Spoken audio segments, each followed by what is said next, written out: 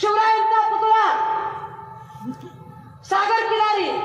अरे ज्या माणसाला 1.5 फुटाचा पुतळा उभा करता येत नाही अशा माणसाला तुम्ही पुतळ्याचं काम देता. आणि एकनाथ शिंदे सांगतायत की ताशी 45 किलोमीटरने वारे वाहत होते म्हणून पुतळा पडला. समुद्रावर पहिल्यांदा ताशी 45 किलोमीटरचा वारा वाहतोय का? तुम्हाला ह्याचा अंदाज आला नाही का की इथे या वेगानं वारं वाहू शकतोय ते?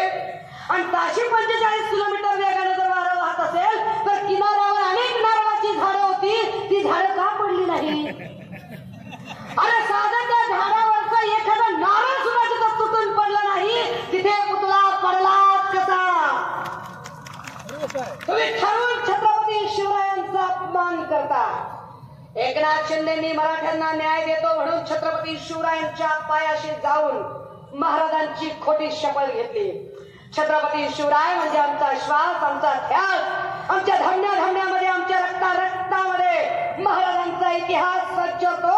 त्या महाराजांची खोटी शपथ घेताना एकनाथ शिंदे साहेब तुम्हाला जराही तुमचं काळीच कापलं नाही की तुम्ही सगळ्या शिवप्रेमींचा अपमान करत आहात?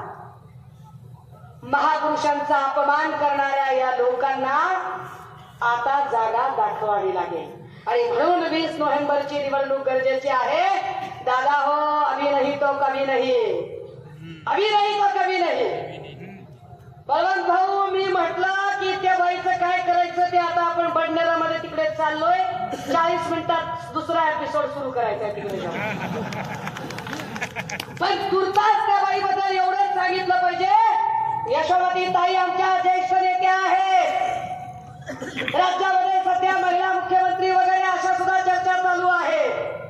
जर यदा कधी जरा महाराष्ट्रामध्ये महिला मुख्यमंत्री पदाची चर्चा सुरू झाली तर आमच्या यशोमती ताईंचं नाव सुद्धा त्याच्या चर्चेला असेल.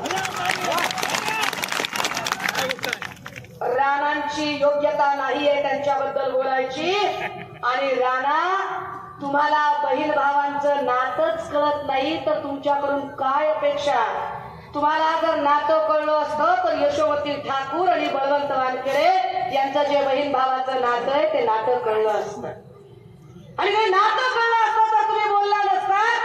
कारण मी यशोमती ताईंच्या घरी गेल्यावर यशोमती ताईंची लेकरं ज्यावेळेला बळवंत मामा करून आगेपिछे करत असतात आणि सतत बोलत असतात तेव्हा आम्हाला त्या नात्यांची मान्यता कळते, नात्यांचा सन्मान, नात्याची मर्यादा, नात्यांचा आब कळतो. पण नवनीत राणांकडून आम्ही नात्यांची कुठल्याच नियमांची कसलीच अपेक्षा करू नये. सगळा जाऊ द्या, आता त्याच्यावर काय तिकडे बोलायचं. Episode second. राजे, मी इतके जीव तोडून, इतक्या गांभीर्यानं हे सगळे मुद्दे तुमच्या समोर ठेवते. हे सगळे प्रश्न महाराष्ट्रात जे काही भाजपाने तयार केले, या प्रश्नांचं उत्तर शोधायचं असेल तर शेतकऱ्यांचे कर्जमाफी, शेतमालाला हमी भाव, महिलांची सुरक्षा, आरोग्य विमा, या सगळ्या मुद्द्यांच्यासाठी जर आपल्याला एका चांगल्या सरकारला निवडायचं असेल तर दिनांक 20 तारखेला मतदान केंद्रावर आपल्याला महाविकास आघाडीला मतदान करावं लागेल. आणि या मतदारसंघात पंजाच्या समोरचं बटन दाबावं लागेल.